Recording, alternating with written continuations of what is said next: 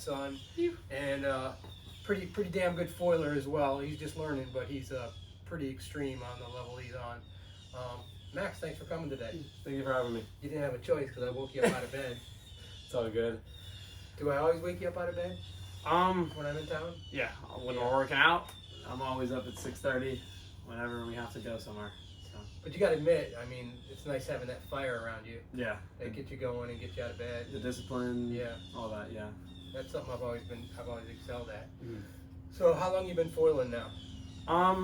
Say about a year and a half now, almost 2 years. So. You remember the first time you went? Actually, yeah, I was on the boat with you and Ralphie, and we had a big board. We went out. Big board, big foil. Yeah, we went out to Sunset Beach, and we went out there, and I was standing up and we were going. And I wanted to ride the wake like you guys. That's what I was doing. I was like, I just kept trying to ride the wake, and then after that, it was done deal. I just came out every time after. Well, that. there's a part in there that you missed, and there was a part where like Ralphie and I you came out and did really well, and then Ralph and I go, okay, we're gonna practice. So we practiced for like 6 months straight, and then we switched. I got the KT board, and then got smaller go foils and all that kind of stuff, and we got pretty good at carving and things like that. Pretty good for us, not pretty good, but pretty good for us. And then you came out, and we had the KT board and the mast on it and all this stuff, and you wanted to do a water start. And I go, no, that board's too advanced. I remember that. Yeah, I go, that board's too advanced. You don't want to use that board. You want to get on the other board, and we'll set you up and we'll show you how to do it. And you go, no, Dad, let me just try it. And I'm like, no, man. And you're like, no, Dad, let me just try it. I'm like, all right, give it a go.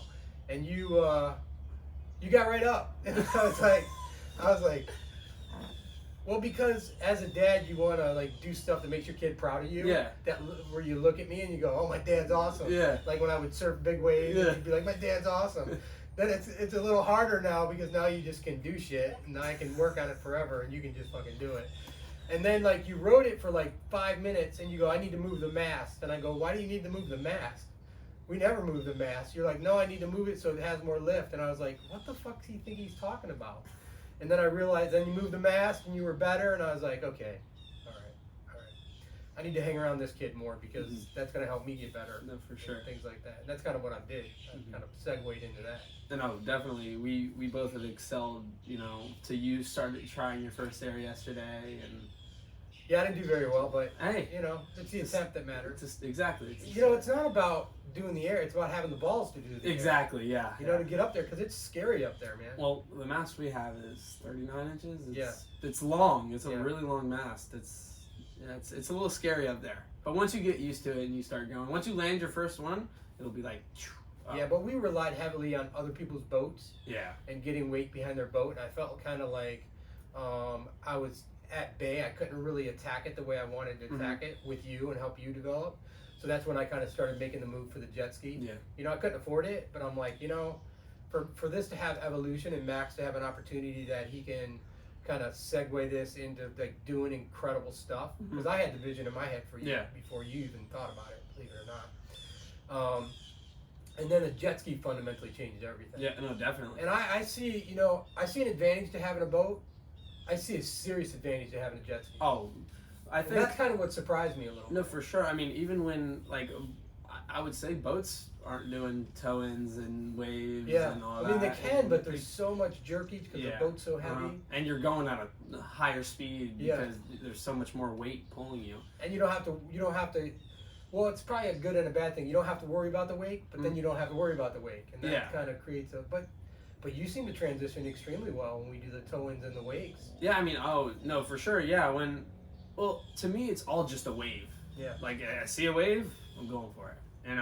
It's like you just need to find the right spot for it. Even if it's a small one, there's just a perfect spot, like at the lip where like the apex is, and it'll just take you. Yeah. What's it feel like? It feels amazing, actually. I mean, can you describe it? So when you are, and if you can't describe it, it's okay. Wait. No, so when you guys tow me into the wave, right, and you guys pull me in, right, I'm getting it, and then as soon as I get that slingshot off, and you just get right on top of it, there's that pressure that just drops like right on your back foot. It'll like the control switches. yeah, it'll like so it'll like pressure your back foot because it'll want to lift the foil. Yeah. So then you got to put pressure on the back and the front at the same time, and it's just it feels like I'm not even working at all because the wave's lifting it. What's your favorite setup on the floor right now? Right now, Board, mast, and set front and back wing. So we use the KT board 4.4, 34 liters. Phenomenal board, by the way. Like every time, do airs and everything, it lands perfectly and it doesn't catch on the front. Yeah. Right now, I just found a new setup, which is the RS 1150 with the 14.5 short tail. Yeah, I think it's a 12. Sure. That's a 14 back there, that big one. That big one? Yeah. Oh. I think. Could be wrong. Yeah, so, because I tried it out with Brent the other day, the 14.5 short, and it worked perfectly. I absolutely loved it. When do you think that your Barracuda board excels? When we're doing more of a downwind scenario? So, actually, it's good in all conditions. Barracuda? Yeah, the Barracuda, it's great in all conditions. I surfed with it. I can stand up surf with it. I usually do. It's meant for downwinds, but yeah. you know, surfing and it's perfectly fine too. It keeps that perfect lift. Probably the more you can do on it, the better.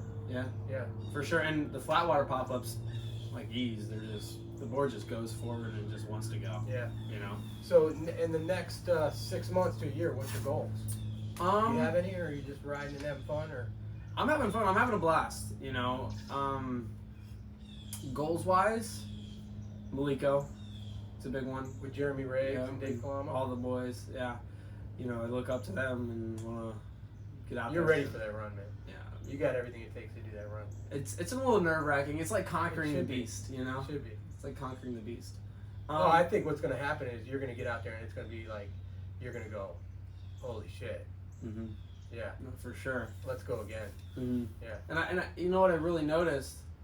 With the RS 1150 and the long tail that Jeremy usually uses on the Maliko runs. That's his setup? Yeah. Ah. On the downwind runs, he usually uses that setup. Ah, I can see why, because the speed is just, and it's not overlift. Well, and he also uses the short mast, yeah. so it's more speed too. Mm.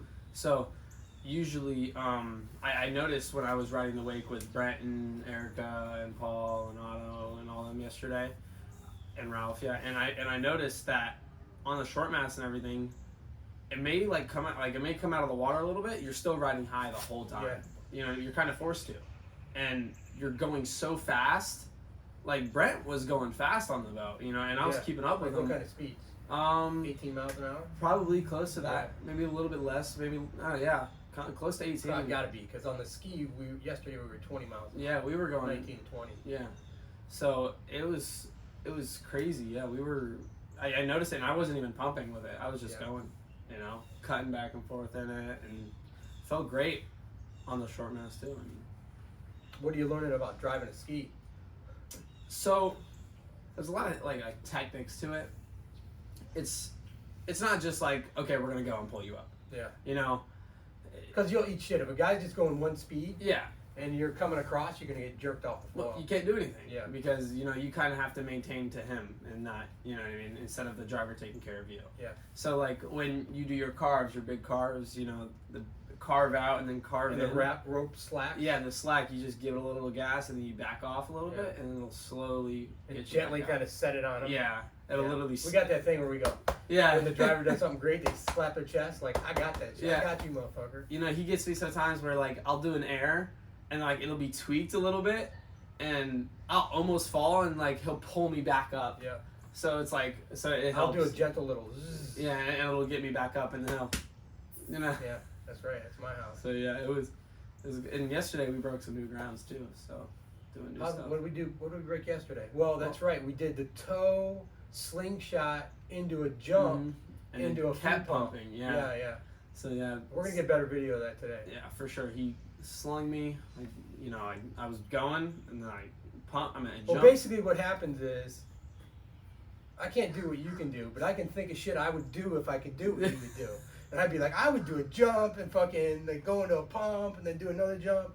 And that's what I do, is I basically come up with shit for you to do. Christian was doing the same thing. Yeah, you know, the thing is, I didn't even think it was doable until I did it. Yeah. You know what I mean? That's the good thing about foiling, because you don't know, like, it's doable until it's done. Yeah. You know, you got to try it. Yeah. And that's what I think a lot of people are afraid of, you know, just doing it. Yeah. What's our goal today? Honestly, we're getting ready to go out right now. Yeah, we're about to go. We're honestly just gonna go out there and have some fun. I don't really, you know, go out there to do anything, and go out there to just spend time with you, obviously, and have fun and do what I love doing. So. All right, man. Well, thanks for coming. Thank you for having me.